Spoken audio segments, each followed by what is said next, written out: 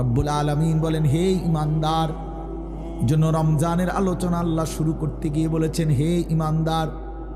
আল্লাহ যেন বলছেন, হে ঈমানদার, পুরা বিষয়টা তোমার জন্য, তোমার জন্য। মাহে রমজানের সবগুলো আয়োজন আমি আল্লাহ করেছি তুমি মুমিনের জন্য। এটা হিন্দুর কিছু না। রমজানের সব কিছু মুমিন তোমার জন্য, ইহুদি খ্রিস্টানের জন্য না। এটা ভাত তরকারি না, এটা রমজান।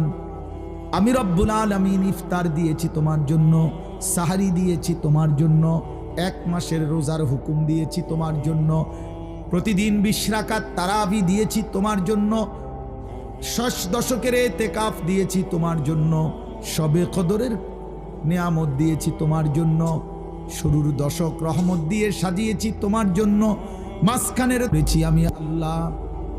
আল্লাহ বলে, মোমেন ফেলে দিও না বান্দা, রোজা আমি ফরজ করেছি, আমি আমার পক্ষ থেকে, অন্য কেউ না, জেনতেন কেউ দেয় নাই, আমি রব্বুল আলামিন। যাকে তুমি বলেছো লা ইলাহা ইল্লাল্লাহ, সেই আমি আল্লাহই তোমার উপরে রোজা ফরজ করলাম, রমজান দিলাম। শাহরু রমাদান আল্লাযী উনজিলা ফীহিল কুরআন হুদাল লিন-নাসি ওয়া বায়্যিনাতিম মিনাল হুদা ওয়াল ফুরকান। আল্লাহ বলেন, রমজান মাস চিনেছো নি বান্দা? আমি আল্লাহই পরিচয় করায় দেই।